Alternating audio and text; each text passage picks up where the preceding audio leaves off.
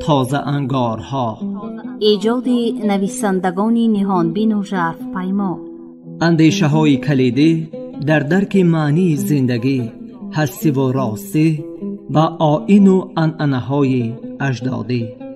تازه انگارها، ظهور آفریده های نوین و بهین ادیبان فلک سیر از رادیوی فرهنگ.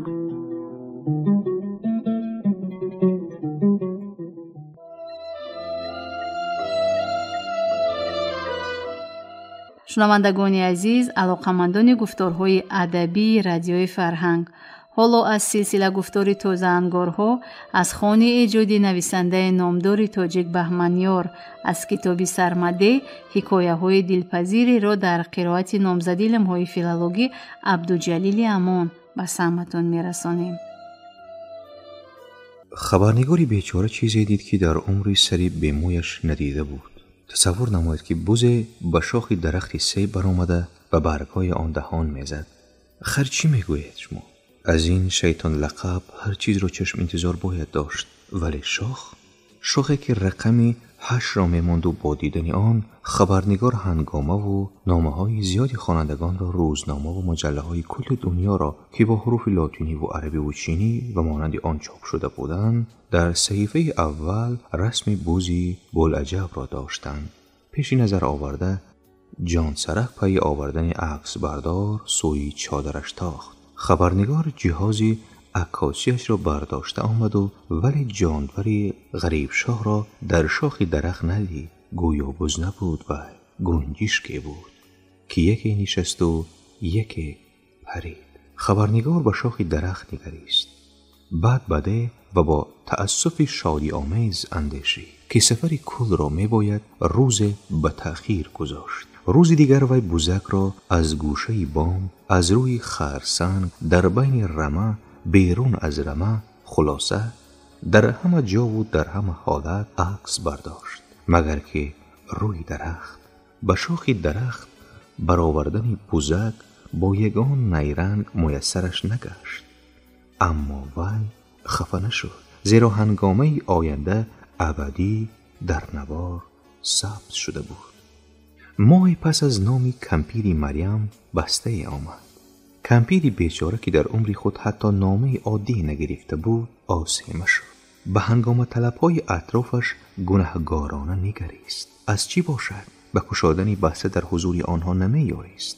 مردم پیرزن را شیرک می‌کردند، تخمین‌های روح بخش می‌گفتند. بالاخره پیرزن بسته را کشاد و واه گفت. برابر وی همه واه گفتند، واه نگفته نمی‌توانستند. مردم این ده به مثل همه زندگی و کار می‌کردند و در این یگان زبردستی نمی‌دیدند که باعث فخر باشد و آن را در عالم آوازه کنی. حالا آنها صورت رنگی بوزی بیبی مریم را در مقابل مجله غفص دیدند و واه گفتند. واه نگفته هم نمی‌توانستند. در ده این خبر پخش شد و سرمده به جنبش در آمد. همه می‌خواستند آن مجله غفص را ببینند. می‌دیدند و انگشت حیرت می‌گزیدند. کس ندید و گوش ناشنید بود این کار. عکس بوزی کمپیری مریم در مقابل مجله. درستت ببین که باز آن مجله خارد پشتک نباشد. تأکید میکرد خالدار چیلدروغ سرداری سرمده را. یک دیده بیایم، شاید جوانه ما نیز چیزی ارزد. چشمک زده میگفت به زنش یزدانی مهربان. از پوپکی من همان نسل گرفتند، چرا من از بزکی بیبی نسل نگیرم؟ پشت سر خاران از هم صحبتی خیالی میپرسید شیرکی خواه. هرچی هم نگویی جای شک نبود که بوزی کمپیری مریم دریچه تابوی را برای سرمدهیان باز کرد. مردم دیگر به وی با احترام می نگریستند. اگر رفت و حشک از چیغ دیوار به هاته‌شان درآید، آنها دیگر کلتک گرفته وی را زده پیش نمی کردند، بلکه به قول خالدار چیلدروغ با خواهش و التماس برآورده گسیل می کردند.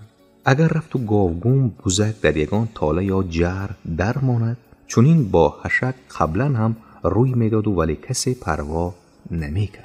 حتی کمپیری مریم نیز زیرا می دانست که شب درماند روز یگان بلا کرده خلاص شده می آید. حالا باشد نصف سرمعده و جستجویش می برآمد. حشک دیگر مال بیبی مریم نبود، افتخار ده. تنها نبیری کمپیری میسه که از شهر به تعطیل نزدی مامایش آمده بود بزپرستی دهاتیان را نمی پسندید و به مامایش از کتاب چنین می خواند: از بز فایده زیاد است، ضرر نه کمتر از آن. جایی که در آن بزان دریاز می چرند درختان خشک می شوند، رستنی محو می گردد، گلستان به بیابان تبدیل می یابد. بزها بیشه‌های افریقای شمالی، اسپانیا، ترکیه، سوریه، لبنان، فلسطین و بسیار ممالک دیگر را پاکیزه خوردند. محو بیشه‌ها که قربان بزان پرخور شدند یکی از صفحه‌های غم‌انگیز تاریخ تمدن است. کمپیری میسه سری نبیری دانشمند خود را با مهر سیله می کرد. حیرت زده سر می جنباند. این ببینه می گفت و با کنجکاوی خود برابر نمی آمد. باز پیش مریم می رفت تا نامه های گرفته او را یک نظر بنگرد. از هر گوشه و کنار به نام کمپیری مریم نامه می آمد. عنوان او را از کجا یافتند کس حیران می شود. اکثر نامه‌نویسان در مکتوب خود از حال حشک پرسان می شدند. رفتار دیگر بزان را نسبت خشک دانستن می خواستند. بعضی جوانمردها از کمپیرک فرستادن صورت شهبوز را خواهش می کردند تا که روزی 8 مرد دل داده یا زنهای خود را تبریک کرده به حیرت آرند.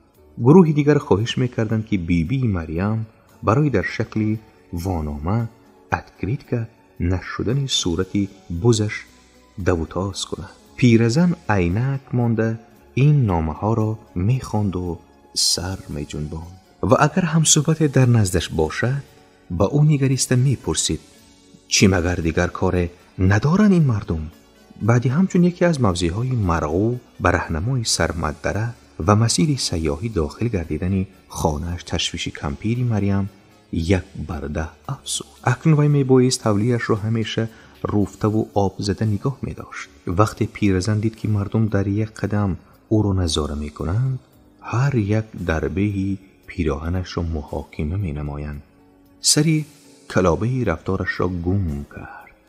وی مجبور بود پیش از آن که به نظری مردم افتد از کفش پا تا قصر سر خود را به ترتیب آرد.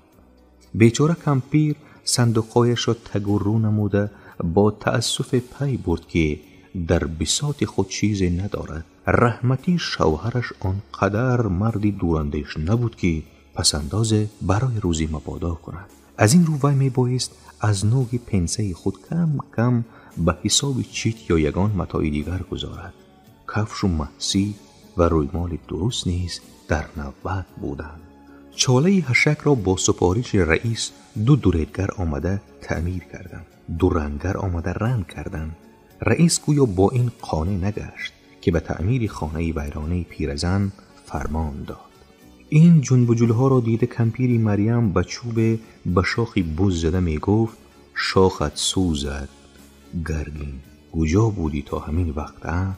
گذشته از این به پیرزن گوشرس نمودند که موی حشک را نتراشد بلکه علاجش باشد هر روز با شانه تازه کند. بیتاری کالخواست که قبلا پاینداز براهش گستره بده نمی آمد. حالا هفته یک بار به عیادتی حشک می آمد. به گزی که رئیس سوار می آمد. درجه که فولادینش را پوری ادویه می آورد که قبلا با آنها فقط مال خود و رئیس را تبابت می کرد. زمانه واژگون گشته است می گفت کمپیری میسه، وگرنه بزک به این مرتبه نمی رسید.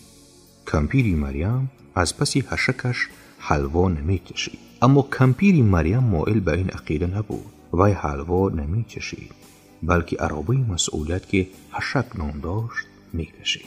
های خاله، می گفت خالدار چیلدروغ بیبی مریم را دیده: تو چی نغمه کردی با شاخی بزد که من شاخی بزهایم را با سیم بستم تا شکلی حش را گیرند، هیچ نتیجه نمی دهد. رویت سفید. چیلدروغ می گفت: کمپیرک، تو با آنها بیشتر تخم مرغ بیده، شاید نتیجه دهد. خاله عزیز، میگفت شیری خال، میخواهم از بوزی تو نسل بگیرم و در سایه دولتش کم دلی بیغم بزنم. بگذار گفته‌ات شود. تبسم میکرد مریم بیبی. اما بدان که هرچی بسیار شد خار شد. مریم سلام میگفت. یزدانی مهربان، جوانی ما از دسته شاخهایش گرفتار قصاب گشت. حالی بوزی تو چون است؟ خدا را شکر، میگفت با زرد پیرزن. از دولت شاخش کفش کرده گشته است. نبیری دانشمندی کمپیری میسه به گوش مامایش از کتاب غفص چنین میخواند: کدرهای مشهور لبنان که غلامان شاه برای معبدی بیت المقدس چوب میبریدند کجایند؟ آنها نیستند. به این بزان گناهگار شاهد کنسولی رومی سویتونیس پاولینوس می نویسد که کوههای افریقای شمالی از بیشه ها سرسبزی داشتند. هوایش نمناک، زمینش حاصلخیز بود. در بیشه ها خرس، گوزن، فیل ها دوچار می آمدند. حالا چیزی باقی نمانده است. بزها به دشت‌های جنوبی صحرا راه یافتند و بیابان با هجوم گذشت. حالا وی به داخل افریقا سال 1 کیلومتر وسعت می‌یابد. از دشت‌ها حیوانات و پرندگان فرار کردند. در ترکیه 60 میلیون سر بز موجود است. در هر 1 هکتار 1 بز. در زمان انتیقی این سرزمین شکوفان و باغستان بود. حالا نیم بیابان است. کمپیری میسه با رنگ روی کنده سر می جنباند و اینه ببینه می گفت و با فضولی خود برابر نمی آمد و باز نزد کمپیری مریم می رفت. وقتی که صورت رنگی خشک پس از آن مجله مشهور باز در چندین مجله های بیرونه با زرمتن های کج و کلیب و اوریب اصطلاح خود کمپیری مریم چاپ شد و خبرنگاری پرحوصله آنها را به صاحب بز فرستاد، حشک دیگر ماری بیبی مریم نبود، شهبوزی اهل ده بود.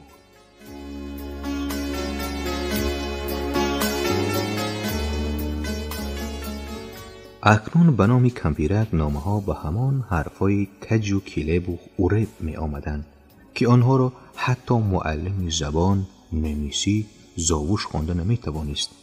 کمپیری بیچاره که با وجود فقط 2 زبان، ایرانی یعنی تاجیکی و نیرانی یعنی غیر تاجیکی، اقرار بود. حالا انگشت حیرت می‌گزید و سر می‌جنباند که در این زمینه که تنگ اینقدر زبان بود است و وی بیخبر. کمپیرک با حوصله نامه ها رو یک یک ترک کرده در صندوق می‌ماند و از خطکشان خواهش می‌کرد که دیگر این خیلی نامه های نه ایرانی و نه نیرانی نهارد. از 2 سر وی صرفم نمی‌رود، از این رو جواب نمی‌دهد. بیهوده نامه‌نویسان رو امیدوار می‌کند. امیدوار کردن مردم را بر عبث کمپیرک گناه عظیم می‌داند. این گناه را به دوش پرگناه خود سرباری گرفتن نمی‌خواهد. بعد یک روزی آفتابی بهاران بده اتوبوسی غریبی آمد. از بس که ماشین با چنین سراب غلطی بار اول به سرمده می آمد، مردم زیاد به تماشا برآمد. در شکم ماشین بلعجب با حرفای بزرگی به قول 40 دروغ یک کس به زور می برداشتگی تلویزیونی نوشته بودند. از ماشین یک مرد غریب لباسی تربوز شکم بیرون آمد. خود را همچون فیلم بردار معرفی کرد. چند مجله را با رسم حشک به مردم نمود و خانه صاحب بز را جویا شد. حشک را به کینا میگیرند.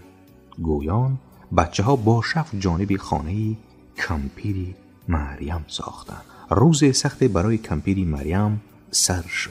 فیلم بردار با چنان یک نگاه کشنده به سر تا پای پیرزن نگریست که چنین یک بزکی زیبا چنین یک صاحبی ناشد دارد. خلاصه برداشت کمپیری مریم قریب تلخکف شده. از این رو وی زود به خانه در آمده، پیراهنی بهترینش را پوشیده بیرون برآمد. فیلم بردار این دم با حشک مشغول بود و دیگر به پیرزن اهمیت نمیداد. لحظه بعد کمپیرک خدا را شکر میگفت که اهمیت نداد، زیرا نگاهش به کفش دریدهش افتاد. بیبی مریم چشم فیلم بردار و شریکان او را خطا کرده از خانه برآمد، پیش کمپیری میسه آمد برای کفش را به عاریت گرفتن. اما نگاه فیلم بردار فقط باران بود است و امرش ناودان. و پیرزن سفارش شد که نقش صاحب بزک را بازد. چراغ‌های عظیم را فروزان کردند.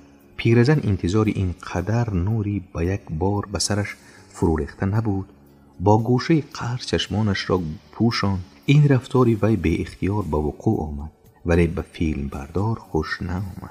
وی همین حرکت‌هایی که پیرزن باید اجرا می‌کرد یک یک نشان داد و تکرار کردن آنها را از پیرزن خواهش نمود. خواهش فیلم بردار همیشه چون امر صدا می‌داد. پیرزن عملی در خانه را گشادن، از خانه برآمدن و ایوان را گذاشتن تا به چاله حشک رفتن را 6 بار تکرار کرد. بی‌برار فیلم بردار علاقه می‌شد که کمپیرک چنین یک رالی آسان را سامان داده نمی‌تواند. حاضران علاقه می‌شدند که همدیگرشان پیش شهریان آنها را شرمنده می‌کنند. از این روحی اطراف پیرزن ناامید گشت. به فیلم بردار رحمش آمد. خود را به ناعهده‌برا بودنش مذمت کرده، روزی حشکدار شدنش را لعنت خوانده، زیر آب و عرق مانده عمل را اجرا کرد. خوشبختانه فیلم بردار بیهنری کمپیرک را پی برده، از او دل شسته، پی در دیگر جایا عکس برداشتنی حشک شد. حشک را بردند و کمپیری مریم آه سبک کشیده پشت به تنی بیدی نزد چاله مانده نشست. با او چنین نمود که دیگر مجال جنبیدن ندارد. دست و دلش به کار نمی رود، خواهش در دلش رو نمی گیرد. کمپیری مریم در همان حالت خیلی نشست. آنقدر نشست که فیلم برداران برگشتند. حشک را به چاله در آورده بستند. نزدی پیرزن آمده کیمچی ها گفتند و رفتند. اما پیرزن همانا بی‌معنا به چاله رنگین می نگریست و می نشست. بعد به آس حشک گرسنه و تشنه او را به خود آورد. پیرزن به بوزی مشهور خیش نگاه کرد. انیخترش به شاخهای بوزش خیلی نگاه کرد. بناگاه فکری به سرش زد. سراسیمه از جای خیسته به انبار در آمد. از انبار اره گرفته برآمد. بعد کمپیری مریم به گردن شهبوزش سوار شده، به اریدن شاخی که رقم 8 را میمان سر کرد و هیچگاه چیزی را اینقدر سراسیمه نعریده بود. شنونده‌های عزیز، یادرس می‌شویم که شما حکایات را از کتاب سرمدیح نویسنده بهمنیار از سلسله گفتار تازه انگارها در قرائت نامزد علم‌های فیلولوژی عبدالجلیل امان از موج رادیوی فرهنگ شنیدید. کارگردان موجی گل یوسفова. پایان گفتار 26 تن صحت و خانه آباد باشید.